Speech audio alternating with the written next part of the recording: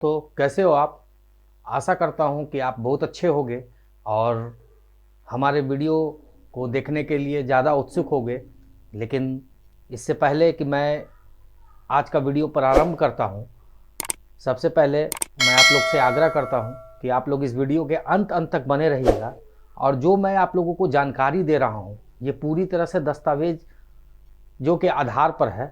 और इस जानकारी के माध्यम से मैं पूरी तरह से आश्वस्त हूँ कि आप लोगों को बहुत सारी जानकारी जो भारत में घटी है और भारत विभाजन के समय घटी है वो आप लोगों को नए सिरे से नए मुकाम पर नए इतिहास की जानकारी देगी।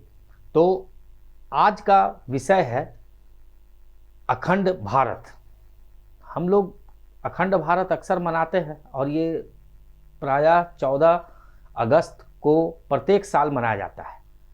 15 अगस्त को हम लोग इंडिपेंडेंस डे मनाते हैं, मतलब 15 अगस्त 1947 जिस दिन हमारा देश आज़ाद हुआ उस दिन बहुत सारे नेता लोग आते हैं अपने अपने जगह पर, सरकारी स्कूलों में, प्राइवेट स्कूल में, प्लस सरकारी कार्यालय में भी ध्वजारोहण होता है और उसके बाद बच्चों में मिठाइयाँ बांटी जाती है। बच्चे भी पूरी तरह से खुश रहते हैं। उस दिन राष्ट्रीय छुट्टी की घोषणा भी की जाती है और एक पूरे भारतवर्ष में एक खुशी का माहौल रहता है। लेकिन वो खुशी का माहौल क्यों आया और आखिर इन सब के पीछे वो खुशी हम लोगों को कैसे प्राप्त हुई, ये हम लोगों को जानना अति आवश्यक है। क्योंकि सिर्फ खुश होना ये स्वाभाविक अच्छा नहीं है। हर एक खुश के बाद एक दुख आता है और एक दुख के बाद खुश आता है। तो आज हम लोग चर्चा करेंगे अखंड भारत का।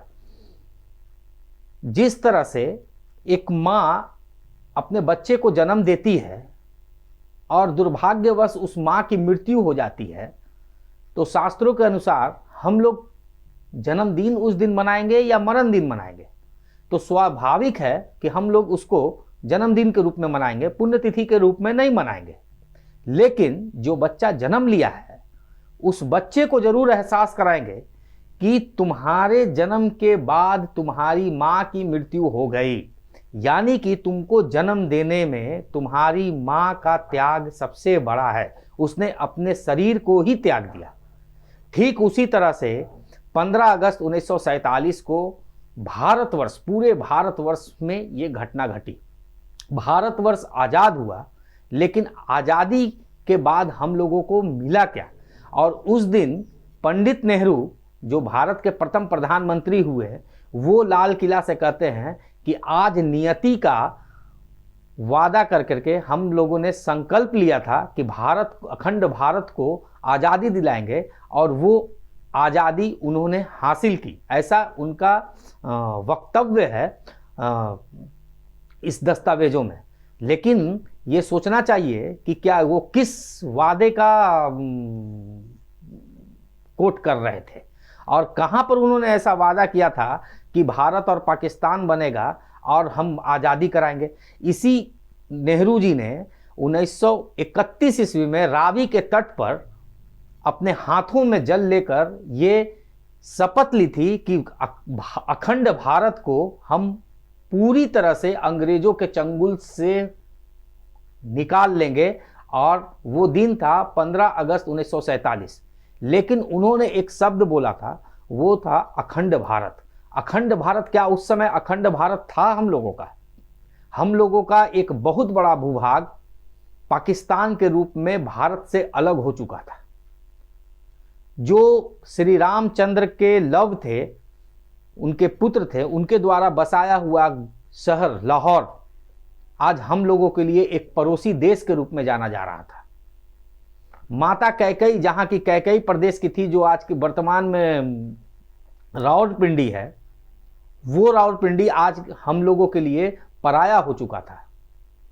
राक्षस राज प्रहलाद, हिरण्यकश्यपु का बेटा, जिनके कारण नरसिम्हा अवतार, चौथा अवतार नारायण ने लिया था, वो जगह का नाम है मुल्तान। उस मुल्तान को आज हम लोग पराये देश की दृष्टि से देख रहे थे।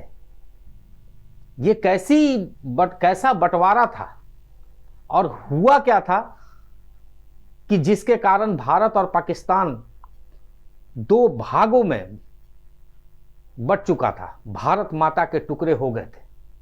मैं मानता हूं बहुत सारे क्रांतिकारी इस देश को आजाद कराने में अहम भूमिका निभाए हैं, लेकिन उन लोगों की कुछ गलती रही है जिसके कारण आज पाकिस्तान जो अपना देश हुआ करता था, अपनी भूमि हुआ करती थी, वहां जाने के लिए पासपोर्ट की व्यवस्था नहीं, कोई व्यवस्था नहीं चाहिए थी, लेकिन फिर भी आज पाकिस्तान हम लोगों से अलग हो गया था। हमारे ही अपने बहुत सारे भाई पाकिस्तान में रहते थे और उनको मौत के घाट पर उतार दिया गया सिर्फ इसलिए कि भारत अलग हो गया और पाकिस्तान अलग हो गया। इस तरह का बंटवारा था। मैं मानता हूं कि मनुष्य में कुछ गलतियां होती है, सभी लोग गलती करते हैं, लेकिन उस गलती को छुपाया नहीं जा सकता है। 1945 में राजेंद्र प्रसाद ने एक किताब लिखा था, इंडिया डिवाइड। उस किताब में उन्होंने साफ सुथरा लैंग्वेज में लिख दिया था कि भारत का बंटवारा असंभव है। लेकिन आखिर ऐसी क्या परिस्थिति रही होगी और क्या ऐसी भूलें रही होगी नेताओं के, जिन्होंने भारतवर्ष को दो भाग में बांटने के लिए मजबूर होना पड़ा। तो हम लोग इस कहानी को शुरुआत करते हैं दोस्तों, और इस वीडियो के अंत तक बने रहिए, आपको बहुत सारी जानकारी मिलेगी। ये कहानी है, सबसे पहले हम शुरुआत करते हैं 1857 में। उस समय मंगल पांडे नाम का एक बहुत बड़ा क्रांतिकारी और देशभक्त सैनिक हुआ करता था। सैनिक बोलने का तात्पर्य है कि वो अंग्रेजों के यहां सेना में भर्ती था। मंगल पांडे अपने तन मन धन से मातृभूमि की सेवा करता था, लेकिन उसने कुछ एक गलती कर दी। गलती यूं थी कि उस समय नाना साहब पेशवा जो विठुर के राजा थे, मोहम्मद सलीमुल्लाह जो बांग्लादेश के राजा थे, तात्या टोपे जो सेनापति थे नाना साहब पेशवा के, और महारानी लक्ष्मीबाई जो झांसी की रानी थी, इन चारों ने मिलकर कानपुर का एक छोटा सा जगह है विठुर, वहां पर इन लोगों ने नाना साहब पेशवा के घर पर एक बैठक की 1856 ईस्वी में। और वहां पर इन लोगों ने एक विचार रखा कि आखिर अंग्रेजों से कैसे मुक्ति मिले।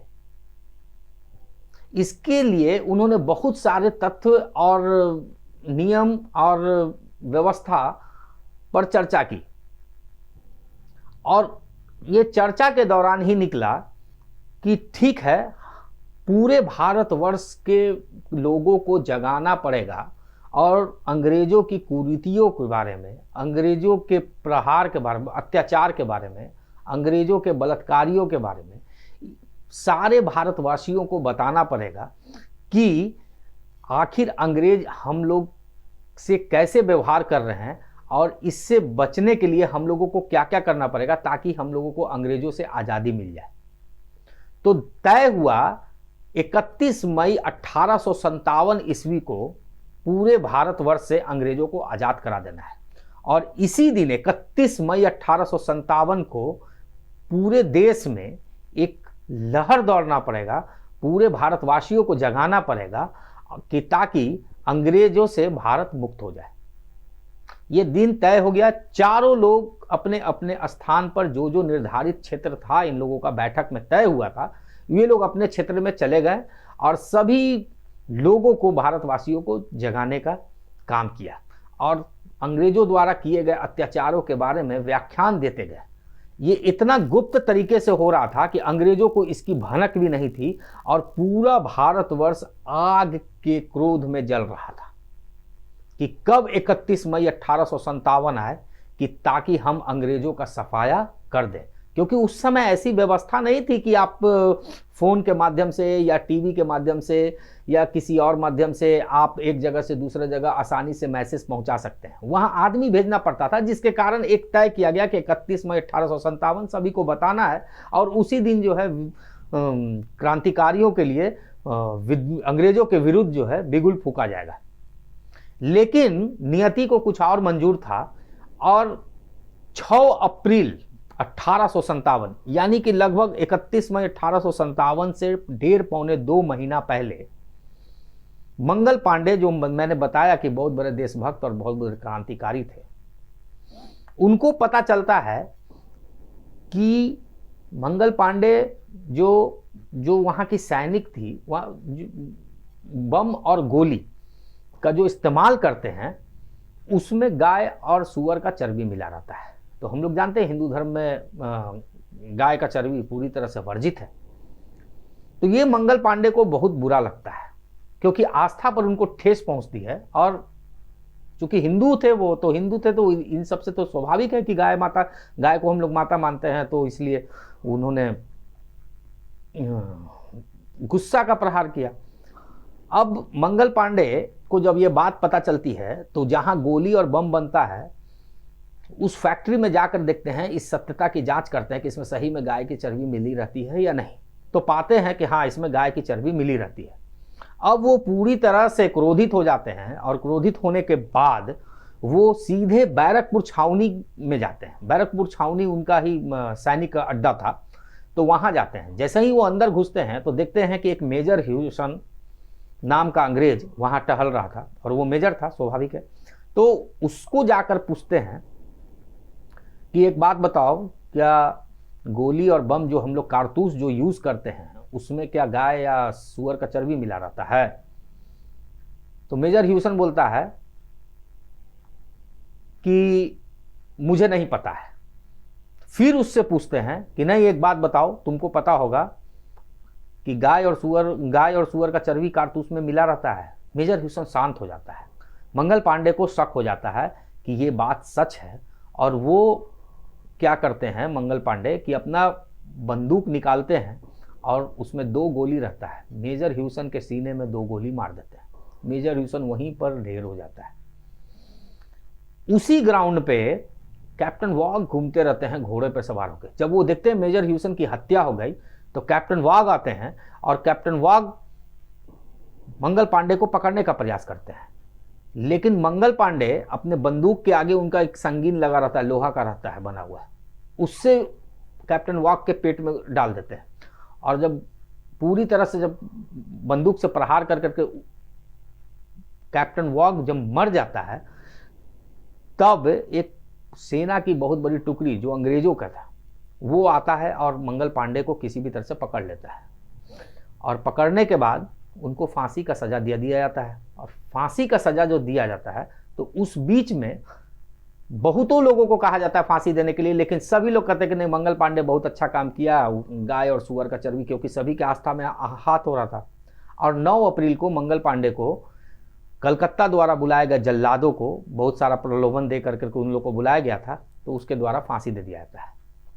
ये वहां के छावनी में जो कुछ लोग थे, उन लोगों को बहुत भारी मात्रा में गुस्सा आता है, और वो लोग उसी समय सारे वस्त्र को त्याग कर निकल जाते हैं, अपने गंगा नदी के पास जाते हैं और कसम खाते हैं कि अब मैं तब तक नहीं लौटूंगा इस छावनी में जब तक कि मैं अंग्रेजों से भारत को मुक्त न कर दूं।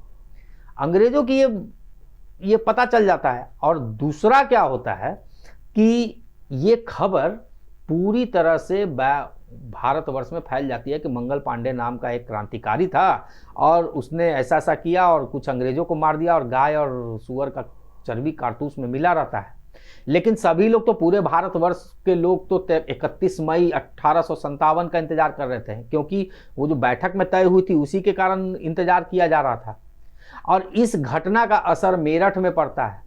मेरठ में भी क्या होता है कि कुछ सैनिक होते हैं, उनको बोला जाता है कि आप इस कारतूस का यूज़ कीजिए, और वो लोग फिर इसको ठुकरा देते हैं, और ठुकराने के बाद यूज़ नहीं करना चाहते हैं। और जिसके कारण क्या होता है कि अंग्रेजों को ये भनक लग जाता है कि भारतवर्ष में जरूर कुछ हो रहा है, और वो मंगल पांडे जैसी ही स्थिति फिर ना हो। तो उन मेरठ के सारे जितने सैनिक, जो 80 सैनिक ठुकराए थे इस्तेमाल करने में कारतूस, उसको ये लोग नंगे कर देते हैं, और नंगा कर करके पूरा मेरठ वर्ष में घुमाते हैं, क्योंकि अंग्रेजों को तो ये हल्का पता चल जाता है। और इसके कारण जब घुमा देते हैं तो एक अलग क्रांति उत्पन्न हो जाती है।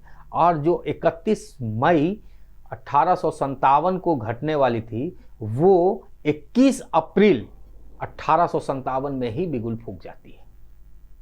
अंग्रेजों को भनक लग जाती है और भनक लगने के कारण सारा काम, कुछ लोग लड़ाई करने उतर जाते हैं जिनको पता चलता है, कुछ लोग नहीं उतरते हैं। इसके कारण क्या होता है कि जितने भी समरसता थी, समरस जो सभी लोग चाह रहे थे कि 31 मई 1857 को ये युद्ध होगा, वो लगभग 1 से 1.5 महीना पहले ही ये युद्ध शुरू हो जाता है, जिसमें बहुत लोग तैयार रहते हैं और बहुत लोग नहीं तैयार होते हैं। और अंत में अंग्रेजों को ये मौका मिल जाता है और अंग्रेज फिर 1860 ईस्वी में पूरी तरह से भारत को पुनः कब्जा कर लेते हैं।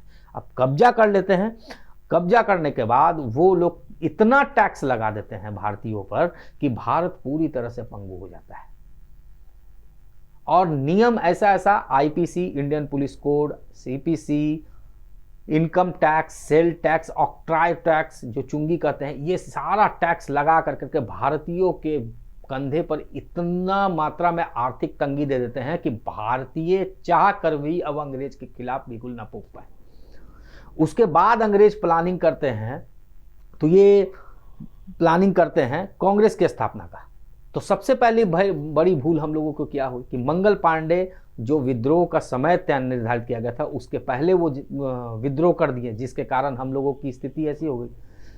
दूसरा, इन लोगों का अंग्रेजों की कूटनीति में हम लोग फंस गए कि एक उन्होंने कहा कि ठीक है, अब भारतीय और अंग्रेज नहीं लड़ाई करेंगे, इन दोनों के बीच में एक ऐसा कड़ी होना चाहिए जो मेरी भी बात समझ सके और भारतीयों की भी बात समझ सके। अब अंग्रेजियों के ही एक आदमी थे, एओ ह्यूम, जो इलाहाबाद के एक प्रशासनिक विभाग में थे, उनके द्वारा अंग्रेजों ने एक कांग्रेस पार्टी की स्थापना की। उस पार्टी में बड़े बड़े नेता जो भारत को देश आज़ादी कराने के लिए अग्रसर थे, उनको वो कांग्रेस की सदस्यता अंग्रेज दिला देते हैं। अब कांग्रेस जो है एक सेफ्टी वॉल्व की तरह काम करने लगा। भारतीय जब भी उबलते थे, क्रोधित होते थे, तो कांग्रेस के नेता लोग, तथाकथित उस समय भारतीय नेता लोग, इसको शांत कर देते थे, उन लोगों को शांत कर देते थे। जिस तरह से प्रेशर कुकर होता है, प्रेशर कुकर में अगर गैस ज़्यादा भर जाता है और किसी कारणवश सीटी खराब हो जाती है, तो वहाँ पर एक सेफ्टी बॉल्व लगा रहता है, वो सेफ्टी बॉल्व अचानक फट जाता है, तो प्रेशर कुकर सेफ्टी बॉल्व के कारण कुकर नहीं फटता है। तो यही कुकर रूपी भारत कभी उबल नहीं पाया कांग्रेस के कारण, और इसका फायदा पूरा कांग्रेस ने उठाया। और ऐसे धीरे धीरे क्रांतिकारी यहाँ पर जन्म लेते गए, लेकिन इन लोगों के अंदर के दिल के बातों को दबा दिया जाता था और कांग्रेस अपने अंग्रेजों के साथ मिल कर करके हमारे भारतीय नेता पूरी तरह से काम कर रहे थे। एक और चिट्ठी आती है 1890 ईस्वी में। उस समय क्वीन एलिजाबेथ भेजती है और बोलती है कि देखो 1857 में तो ऐसा युद्ध हुआ था, गाय और सुअर के चर्बी कारतूस में लगे, इसके कारण ऐसा युद्ध हुआ था। तो एक काम करो, चूंकि गाय जो है वो हम लोग तो खाते हैं, तो कत्ल खाना भी ईसाइयों का है, तो इसमें मुसलमानों को कत्ल खाने में भर्ती कराओ, क्योंकि मुसलमान को वर्जित नहीं है गाय खाना, तो मुसलमानों को कत्ल खाने में भर्ती कराओ। और अंग्रेज, और उस चिट्ठी में लिखा हुआ था कि और हिंदुओं को बोलो कि देखो तुम्हारी गाय मुसलमान काटती है और मुसलमान और हम लोग खाएंगे और हिंदू और मुसलमान दोनों आपस में लड़ाई करेंगे। इस तरह से हिंदू और मुसलमान को कूटनीति की राजनीति में लड़वाया गया। अब ये अंग्रेजों को हमेशा खटकता था कि भारत का विभाजन कैसे हो, क्योंकि अंग्रेज जहां रहें फूट डालो राज करो की नीति रहे। अगर आपको पूरी इतिहास जानना है तो आप एक बार अफ्रीका के बारे में जानेंगे कि जब अंग्रेजों ने अफ्रीका पर शासन करना शुरू किया था तो किस तरह से खंड खंड भागों में बांट दिया था। अब अंग्रेज के दिमाग में आता है कि बंगाल उस समय क्रांतिकारियों की भूमि हुआ करती थी, और ऐसा बोला जाता था कि बंगाल को अगर भारत से अलग कर दिया जाए तो बंगाल भी कमजोर पड़ जाएगा और भारत पूरी तरह से कमजोर पड़ जाएगा, तो हम लोग जो है ज़्यादा राज कर सकते हैं, ऐसी अंग्रेजों की मान्यता थी। 1905 में लॉर्ड कर्जन नाम का एक वायसराय हुआ करता था। उसने एक नियम निकाला कि बंगाल को बंग भंग आंदोलन, वो उसको अलग कर दिया जाए। यानी कि अभी जो आप देख रहे हैं पूर्वी बंगाल और पश्चिमी बंगाल, पूर्वी बंगाल में बांग्लादेश आता था और पश्चिमी बंगाल में जो अभी हम लोगों का भारत का भिन्न अंग है यानी कोलकाता, तो इन दोनों को अलग कर दिया जाए। लेकिन इसमें हिंदू और मुसलमान इतना ज़्यादा उग्र हो जाते हैं कि आखिर अब कब तक चलेगा। अभी तो फिलहाल हम लोग के शासन पर ही कर रहे थे, अब तो भारतवर्ष के टुकड़ा टुकड़ा पर ये लोग चले गए हैं। वो अंग्रेजों की सबसे पहली नीति थी भारतवर्ष को तोड़ने की। उस समय अंग्रेज इतने चालाकी से ये योजना निकालते हैं और इसका असर भी बहुत दुगना तरीके से उन लोगों को झेलना पड़ता है अंग्रेजों को। भारत में हिंदू और मुसलमान उस समय पूरी तरह से एक थे और बंग भंग आंदोलन जो था, जो अंग्रेजों के द्वारा जो नियम था, उसको पूरी तरह से नकार देते हैं। तब उस समय लॉर्ड कर्जन वो अपना इस्तीफा दे देता है और इस्तीफा देने के बाद उस समय आते हैं लॉर्ड मिंटो। तो लॉर्ड मिंटो एक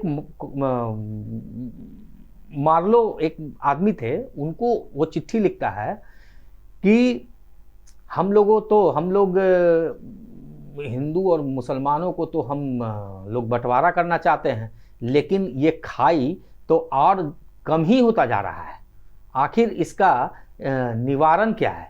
तब मार्लो जो है वो एक चिट्ठी लिखता है और बोलता है कि मुस्लिमों का, चूंकि मुस्लिम बहुत ज़्यादा धर्मपरस्त हैं, तो इसके लिए इन लोगों को एक पार्टी बना दो।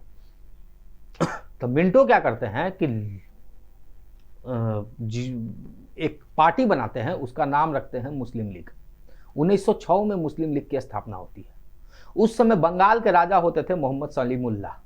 जब 1905 में बंग भंग की योजना लागू करने का अंग्रेजों ने प्रस्ताव रखा था, तो सलीमुल्लाह ही ऐसे व्यक्ति थे जो बोले थे कि ये अंग्रेजों की चाल है और उन्होंने जमकर इसका विरोध किया था।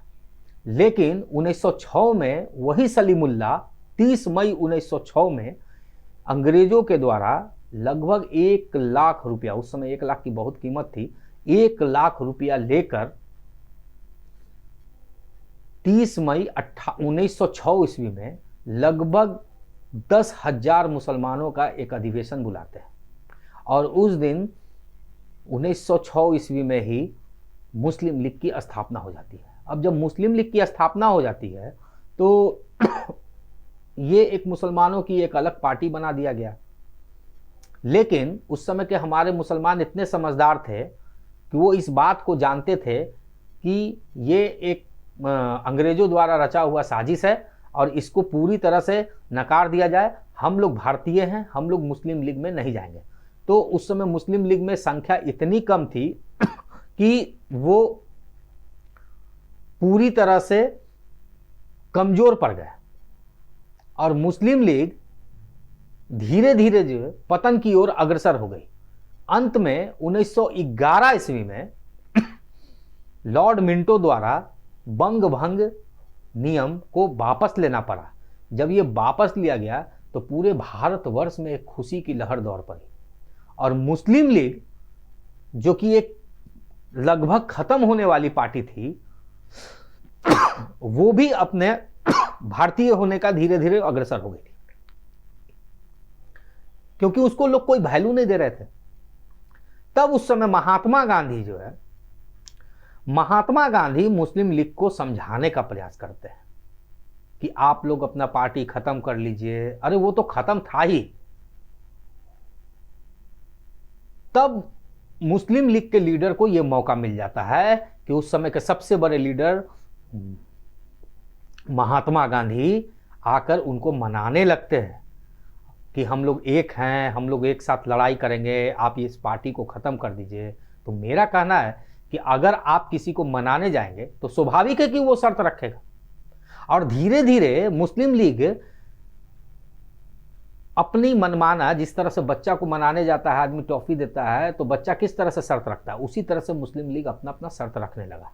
और इधर महात्मा गांधी धीरे धीरे उसकी शर्त को, छोटे छोटे शर्तों को पूरा करते गए। इससे उसका मन बढ़ता चला गया।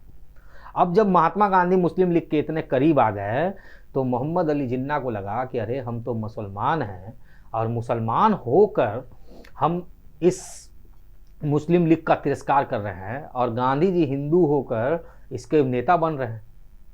तब मोहम्मद अली जिन्ना का एंट्री होता है मुस्लिम लीग में और फिर वो मोहम्मद अली जिन्ना मुस्लिम लीग का अध्यक्ष बन जाता है। और जब अध्यक्ष बनता है तो फिर उसके बाद उसका डिमांड बढ़ने लगता है, और डिमांड बढ़ते बढ़ते ऐसा हो जाता है कि वो प्रस्ताव रख देता है 1916 ईस्वी में कि हमको एक अलग पाकिस्तान चाहिए, भारत से अलग हुआ पाकिस्तान। महात्मा गांधी पूरी तरह से कहते हैं कि भारत का बंटवारा तो मेरे लाश पर ही होगा, और उसी समय जवाहरलाल नेहरू कहते हैं व्हाट इज द नॉनसेंस। इस बंटवारा को जवाहरलाल नेहरू बोलते हैं, और किसी के दिमाग में नहीं होता है कि भारत का बंटवारा भी संभव है। अब ये नींव तो 1916 में ही रखा गई थी भारत के बंटवारा का, और मुस्लिम लीग के द्वारा प्रस्ताव, जब कांग्रेस और मुस्लिम लीग दोनों का अधिवेशन समान हुआ था। लेकिन इसी बीच में एक घटना घटती है टर्की में। 1921 ईस्वी में एक मुस्तफ़ा कमाल पाशा नाम का एक वहाँ शासक हुआ करता था, और उसको अंग्रेज लोग हटा देते हैं, और हटा देते हैं तो टर्की पर अंग्रेज़ों का कब्जा हो जाता है। और फिर यहाँ के मुसलमान को इतना ज़्यादा दर्द होता है कि अरे मेरे मुसलमान को, मेरे आका को हटा दिया है, तो हम लोगों को उसकी मदद करनी चाहिए। चूँकि वहाँ अंग्रेज उनके दुश्मन थे, तो यहाँ भी अंग्रेज उसके दुश्मन थे, तो मुसलमानों में अंग्रेज़ों के प्रति बहुत नफरत हो गया था। तब यहाँ के कुछ मुसलमान जाते हैं टर्की, और टर्की जाने के बाद उस राजा से बात करते हैं, तो वो राजा बहुत बुरी तरह से बेइज्जत करके इन लोगों को भगा देता है, और यही कहता है कि तुम लोग अपने तो आज़ाद नहीं हो रहे हो, हमको क्या आज़ाद करोगे, जाओ अपने देश जाओ। इस तरह से भगा देता है। मुसलमानों को बहुत बुरा लगता है। उसके बाद जब भारत आता है तो वो लोग नाम देते हैं कि भारतवर्ष जो है दारुल इस्लाम जगह नहीं है, दारुल हरब है, तो हम लोगों को यहाँ पर रहना हराम है।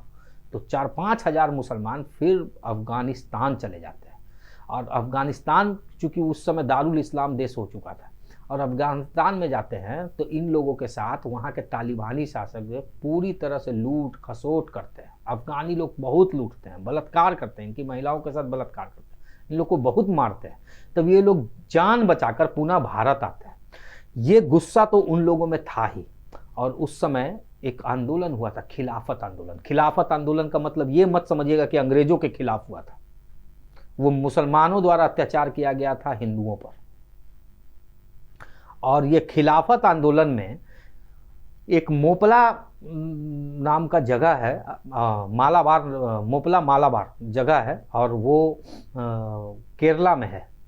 तो वहाँ पर मुसलमानों ने असंख्य हिंदुओं पर, चूँकि वो लोग तो अंग्रेज़ों के खिलाफ बोल नहीं सकते थे, अंग्रेज मजबूत था, तो एक दुर्बल में हिंदू ही था जो सबको सर्वधर्म संभाव करके आगे बढ़ता है।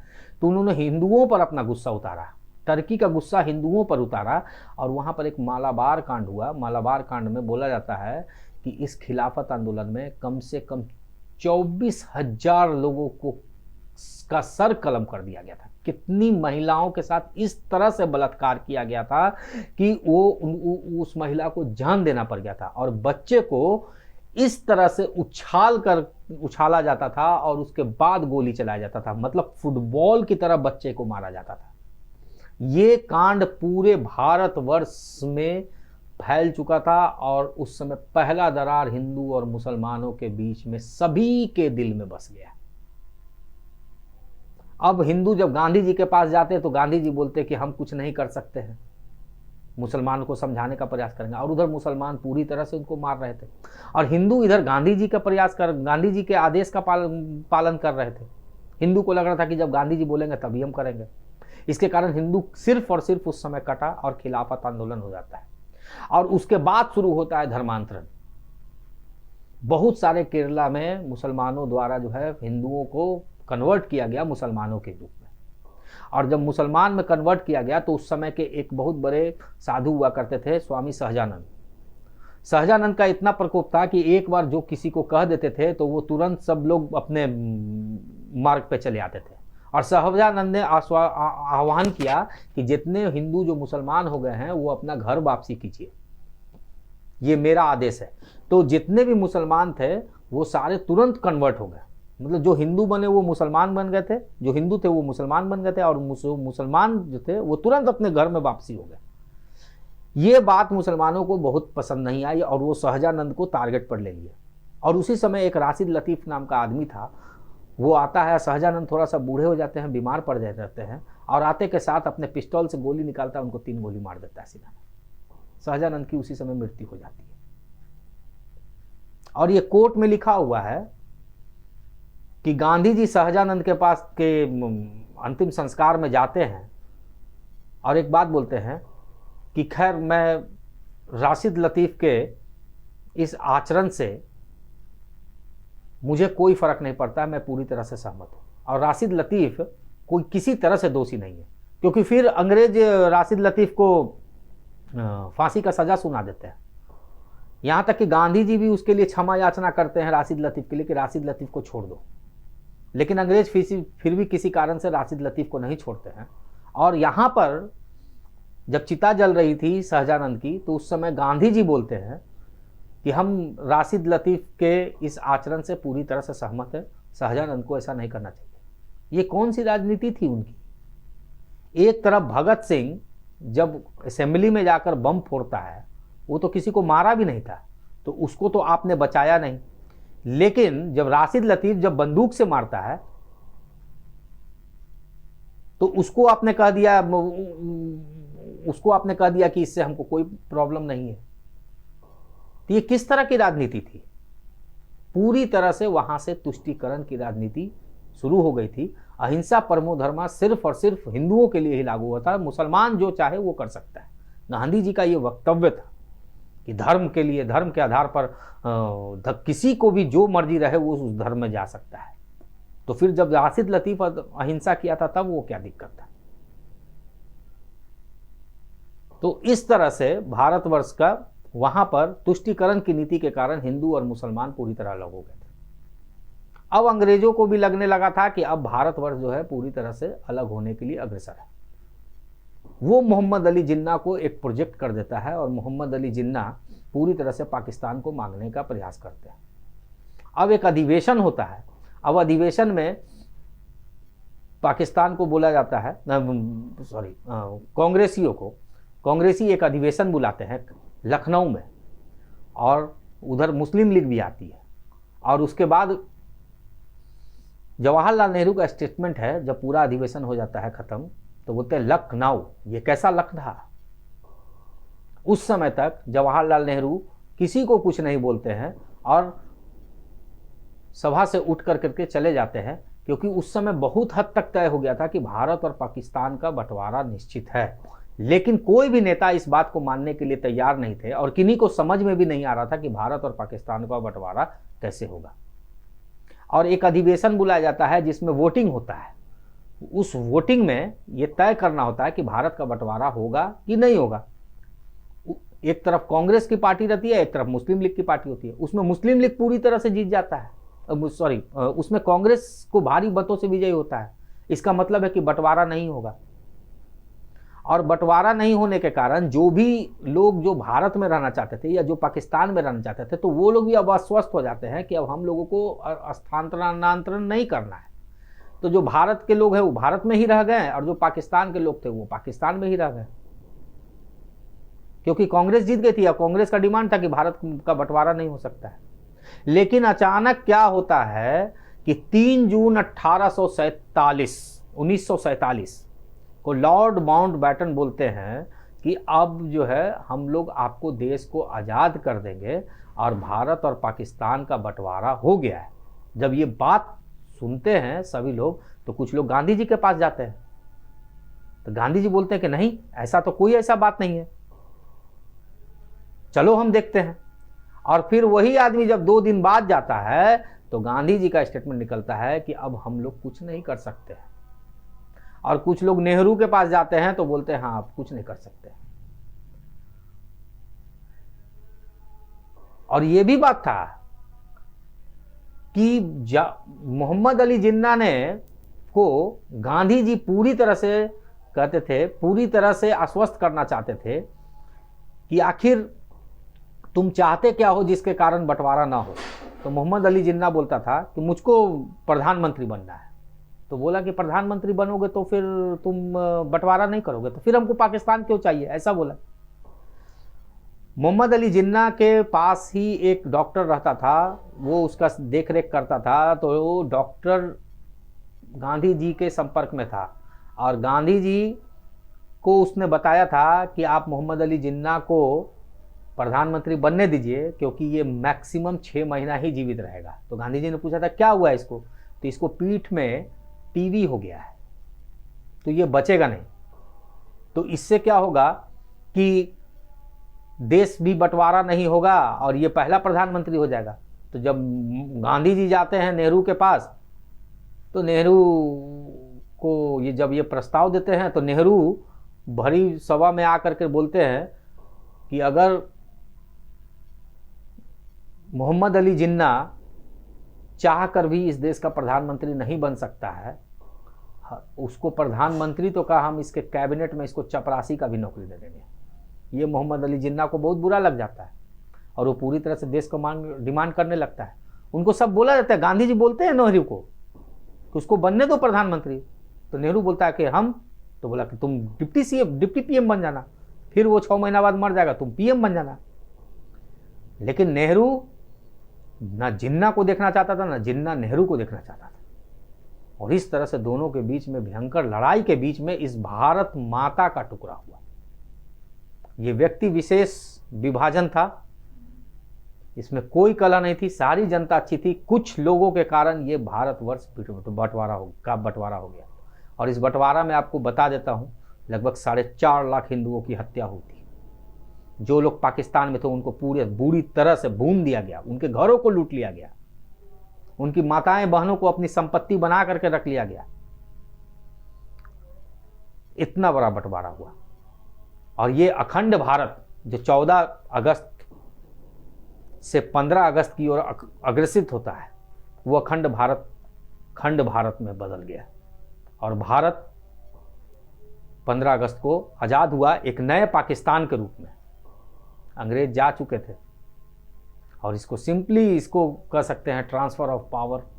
जो अंग्रेज कर रहे थे वही यहाँ के तथाकथित नेता वो अपने कठमुल्ले को बैठा कर चले गए थे। लेकिन हम लोग एक न एक दिन, या हमारी संतानें, इस भारत को फिर से अखंड होते हुए जरूर देखेगी। ये कैसे होगा ये पता नहीं है। जिस तरह से 1947 के 20 साल पहले तक, 10 साल पहले तक भी, यहाँ तक कि 5 साल पहले तक गांधी और नेहरू को पता नहीं था कि भारत विभाजन हो जाएगा। राजेंद्र प्रसाद की किताब में इंडिया डिवाइड में कि भारत विभाजन हो जाएगा, लेकिन हुआ। उसी तरह भारत भी अखंड भारत बनेगा। हम लोग देखते हैं पूर्वी जर्मनी, पश्चिमी जर्मनी अलग हो गया था, फिर मिल गया। वियतनाम अलग हो गया था, फिर मिल गया। इजराइल जो 1800 साल से अपना देश मांग रहा था, उसको हम ही लोग के समय आज़ादी मिली। और वो एक छोटा सा देश जो चारों तरफ उसके गल्फ कंट्री है, पूरे मुस्लिम कंट्री है, फिर भी वो शान से रहता है। तो वो दिन आएगा जब हम लोग भारतवर्ष फिर एक हो जाएंगे। और जो हम लोगों की पूर्वजों की भूमि थी, जो लव कुश की भूमि थी, जो प्रहलाद की भूमि थी, जो कैकेयी माता की भूमि थी, वो मिलेगी हम लोगों को। तो इसी के साथ दोस्तों, ये था अखंड भारत की पूरी कहानी। मैं और भी वीडियो लाऊंगा और आप लोगों के सामने पूरा जो भी भारत का इतिहास रहा है, रक्त रंजित इतिहास रहा है, उसको जरूर शेयर करूंगा। कुछ लोग बोलते हैं गांधी जी के चाटुकार ने बना दिया था, दे दी हमें आज़ादी बिना खड़क के बिना ढाल। आज तक इतिहास गवाह है कि एक भी युद्ध बिना रक्त रंजित के नहीं हुआ हो। लेकिन कुछ चाटुकार थे जिन्होंने बनाया, जो अंग्रेजों के गुलामी करते थे। तो आइए हम लोग संकल्प लेते हैं कि इस भारत को अखंड भारत बनाने में पूरी तरह से योगदान दें। तब तक के लिए दोस्तों बहुत बहुत धन्यवाद। मैंने कुछ अगर फालतू बात बोला है तो यहीं पर छोड़ के जाएंगे। और जो ज़रूरी बात बोला है उसको आप अपने साथ लेकर जाएं। और प्लीज़ सब्सक्राइब करना और नोटिफिकेशन पर बेल बनाना नहीं भूलें। मैं आप लोगों के लिए फिर से एक अच्छा वीडियो लाऊंगा और इतिहास की जानकारी के संदर्भ में ही होगा। तब तक के लिए बहुत बहुत धन्यवाद।